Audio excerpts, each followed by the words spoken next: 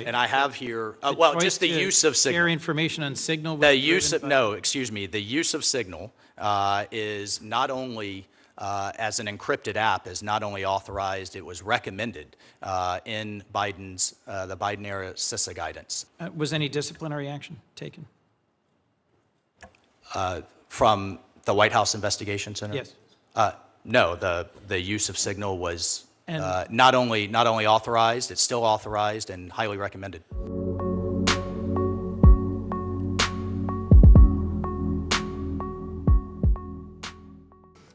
I want to get to the larger questions of the UN and the UN mission, but in your role in the Army, in the House, as National Security Advisor, you have long handled classified and highly sensitive information.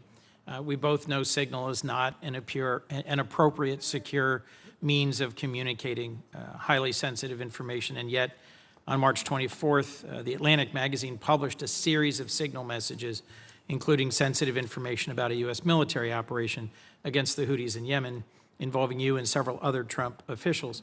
Were you investigated for this disclosure of sensitive operational information on signal?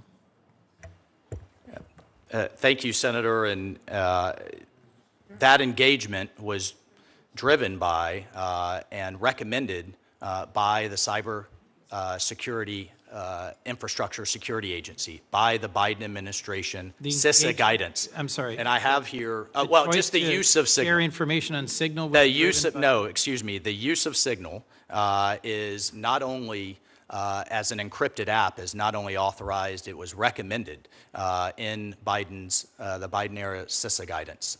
And in fact, if you, it says here, I'll read it to you, use only end-to-end encrypted communications, adopt a free messaging application to secure communications that guarantees end-to-end encryption, particularly if you are a highly targeted individual, such as Signal or similar apps. CISA recommends end-to-end encryption messaging on both government and personal devices. For sensitive military operational information? Of course, Senator. There was no classified information exchanged. For sensitive military this, you were sharing details about an upcoming airstrike and the time of launch and the potential targets. I mean, this was demonstrably sensitive information. And the question I asked was, were you investigated for this expansion of the signal group to include a journalist? The White House conducted an investigation, and my understanding is the Department of Defense is still conducting an investigation. Was any disciplinary action taken? From the White House Investigation Center? Yes. No, the use of signal was And- not only authorized, it's still authorized and highly recommended. Would you recommend the use of signal for classified information to be shared between folks who have access to? Again, we followed the recommendation, almost the demand, to use end-to-end encryption, but there was no classified information shared.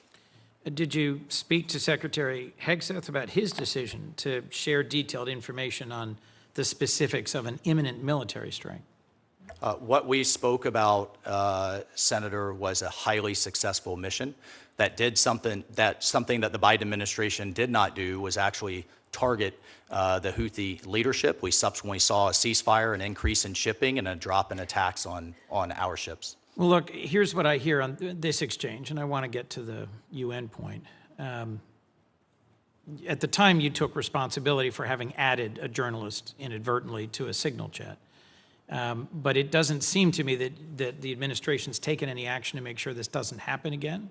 There's been no consequences, and yet the president continues to denounce those who leak information.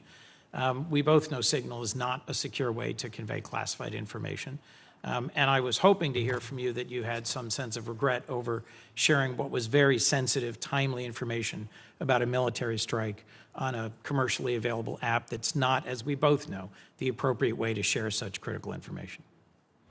Again, Senator, I think where we have a fundamental disagreement is there was no classified information on that chat.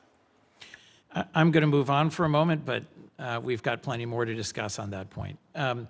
China in the UN system, there was plenty of agreement on this side of the dais, and I think with you, that we need to combat anti-Semitism and anti-Israel bias in the UN. We need to ensure taxpayer dollars are well spent. We need to engage in our world. And from your service on the China Task Force, you know very well what a central challenge for us China is.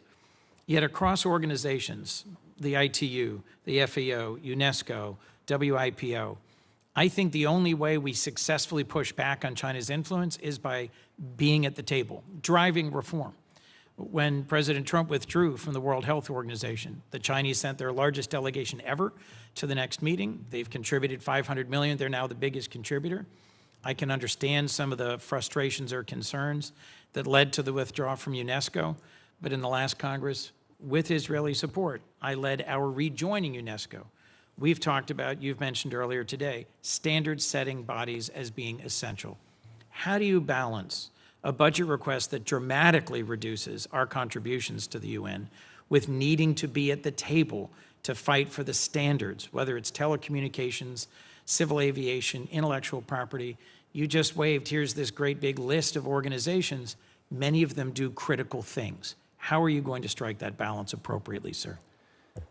Thank you, Senator, and it was good to discuss this with you. I will point out in the President's budget request there is funding for IAEA, for the International Civil Aviation Organization, for the Organization Prohibition of Chemical Weapons, for the ITU, for the IMO and maritime, and so I look forward to working with you and working with this committee on how we make those decisions of where we engage and then how we engage. But I think we're in violent agreement that we have to block and tackle Chinese influence. Would you pledge to not support just unilateral withdrawal from these organizations?